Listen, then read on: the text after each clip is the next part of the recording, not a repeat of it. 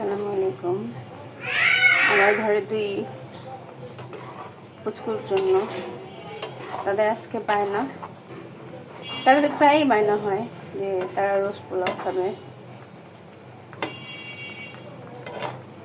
যার কারণে করতে হয়। আর বাচ্চারা খুব আলু পছন্দ করে, তা আমি আবার করি কি এদেরকে যে আলুটা ভেজে তারপরে এদের জন্য দিই।